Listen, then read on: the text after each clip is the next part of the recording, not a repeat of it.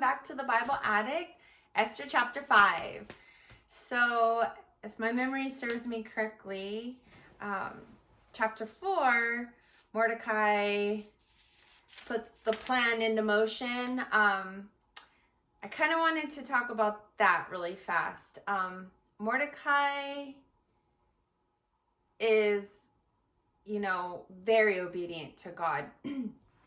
And he won't bow down to Mordecai. We covered that in chapter 4, the last episode. And he's so obedient. And one of the things that you can see in men in their households, if they're obedient and they follow Christ and they try to hear God and they follow his direction, that the kids will be well disciplined. And so I think that's a huge bonus thing that needs to be highlighted for Mordecai. And this is just my perspective disclaimer, that Esther, she lost her parents, her family. So Mordecai, her older cousin, took her in and she lived with him. She basically she became his daughter. And so I think that's such a huge thing that God is using them in particular. God gave Esther her beauty. And so, of course, he's going to use that. And then also, Mordecai is so obedient to God that, his household is in order. And then you see Esther, she's so obedient to Mordecai and God, who, I'm sure he was teaching her all about God and, passing along the stories as they did back then with the Jewish families. And so, so you have Esther who's obedient, Mordecai who's obedient, and, this whole time Esther has never revealed that she's a Jew, and now Haman wants to kill all the Jews. And so now Mordecai is came to her and was like, girlfriend, now it is your time to shine. Don't think just because you are queen that you will not be killed, because you are a Jew. So, I really feel like Esther is such a short book in the Bible, but it's jam-packed. That's why my videos for one chapter are so long. Because I really I feel like even one verse, you can just tear it apart and dig deeper. And, in chapter 4, Mordecai went to Esther and was like, this is your time. And, family members, really close friends, sometimes we do need discipline or lack of better words, a slap in the face. Who do you think you are? In nicer words sometimes, or if you're just not getting it, sometimes we have to be a little bit harsher, but in love. Well, I hope you are, and you don't allow people to sin, that you are supposed to be calling out your brothers and sisters in Christ. So I think that's a huge thing that I just wanted to, before I went into chapter 5, I really wanted to kind of get off my chest. Mordecai went to Esther and, it's not something light. She literally can die. Literally. So, I can't imagine the fear in Esther. So, she's living with all these other women. She has a bunch of maids, not saying it's right, but they are Gentiles. There's probably so much gossip. I'm sure she's heard rumors. I'm sure Esther has heard the story over and over again about Queen Vashti, and why the whole purpose of Esther there as queen is because Queen Vashti broke the rule, the king's rule. So she has Vashti in the back of her mind. She knows the rule of approaching the king without being called. She knows that could mean death. So Mordecai went to her, called her out, basically, you're put in that position for a reason. But at the same time, like, I understand where Mordecai's coming from because they're all gonna die. And then I see where Esther's coming from, and she's like, well, I could die either way. Like, I could approach the king and still die, or I'm like, she's facing death on both sides. So I just like, this is just my perspective and like the thoughts that go through my brain when I read Esther. So bear with me. I hope you like followed my rabbit holes and all that. So I could just talk about Esther for a really long time. So I think I should dive into chapter 5 now and just start reading that one. And then, because I have a lot to say about chapter 5 too. So I'm just gonna like start, because right away when I read chapter 5 is where I feel like the Holy Spirit gave me a new perspective.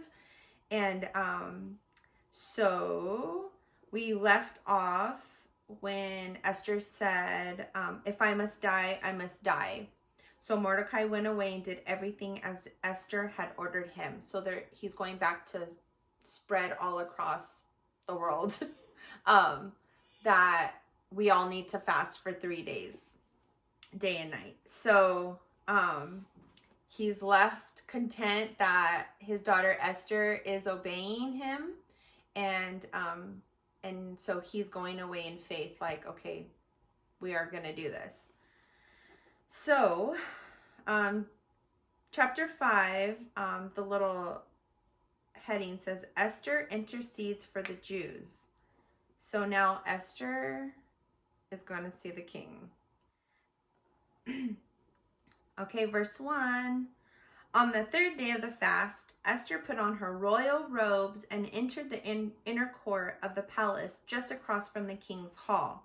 The king was sitting on his royal throne facing the entrance.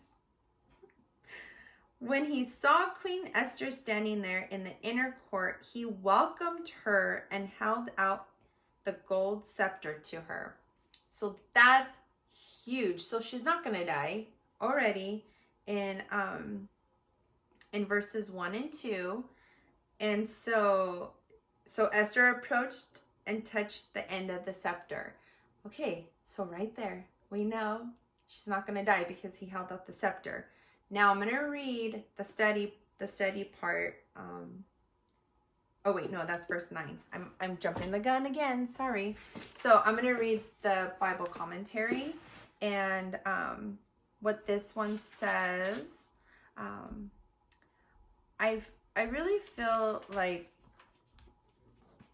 this. I'm going to read this part from the commentary. It says, there was a hurdle standing in the way of Esther simply obeying Mordecai. It was against the royal law for anyone who hadn't been summoned to approach the king unless he extended his gold scepter to them. Offenders wouldn't receive a mere slap on the wrist. They would receive the death penalty. And in spite of the fact that Esther was queen, she had not been summoned to appear before the king for the last 30 days. So he has not called her, has not seen her for 30 days. 5 years had passed since their wedding, and apparently the honeymoon was over. Did the royal couple have a falling out? Had the king grown bored with Esther's beauty? The text doesn't tell us.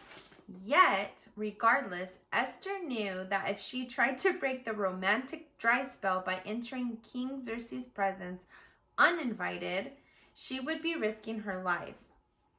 Importantly, Esther had forgotten that she had not climbed the ladder of success by herself. She had been placed on top by the goodness of God. We are what we are by the grace of God. Extraordinary experiences and opportunities that we are granted, and not merely for our own sake, but for the sake of God's kingdom agenda. When we lose sight of that, we miss God's kingdom program and history and become useless to him. Jesus told his disciples that God's people are called to be salt in an unsavory world. But if salt no longer tastes salty, it has lost its purposes. Ooh, that was so good. Okay. So this commentary is saying they've been married for 5 years. And at this point, they hadn't seen each other for 30 days. So a lot of the commentaries on the study Bibles that I've gone over all say the same thing. They're saying, was there a falling out? The romantic feelings are gone. You know, King Xerxes, you know, hasn't called her in 30 days. So I got a different perspective. As soon as I read this part, I was feeling, I wrote it down somewhere. I felt that it says, I wrote, honeymoon over, our absence makes the heart grow fonder. Had God kept the king busy for 30 days so that when he saw her beautiful face, he couldn't resist her? So I feel like, I mean, he's king. He does have a lot of wives and girlfriends and all of that. So I feel like 30 days was just long enough to, when he saw her again, that he would like gasp at, you know, her beauty. And I feel like God just made him so busy doing whatever king stuff that they do, that when it was time, you know, the fast was over. It had been 3 days since she saw Mordecai, and the fast was over. So now it was time for her to actually act. And so she's acting in obedience, walking to the king. I can't imagine, like, was she shaking? Did she want to throw up? Like, what was going through her mind as she walked from wherever she was at to where the king was? I can't imagine how frightening that must have been. Literally, she's like, I could just die today. And she knew King Xerxes had a temper. He threw out Vashti. So I'm sure when she went to the entrance, she was literally so fearful, but still acting in obedience, which is key. We can be fearful, but if we still act, we are in obedience. So always keep that in mind. So my perspective is that God kept him busy so that when he saw Queen Esther, he was like, oh my gosh, she's so beautiful. That's my wife. So that's my perspective on that. So let's keep reading. Verse 3. Then the king asked her, what do you want, Queen Esther? What is your request? I will give it to you, even if it is half the kingdom.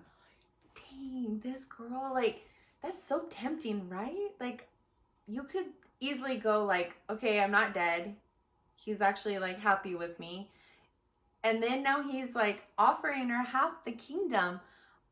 Like, that's enough to like make you almost second guess or like forget about your first like mission was to like go to the king and tell him about Haman killing all the Jews, right? Like, you literally, I could be blinded, right? Like, oh my God, I could have half the kingdom. I feel like that was like the devil tempting her, honestly. Like, obviously it shows how much he loved her and how much her beauty like took his breath away. He's willing to give up half his kingdom.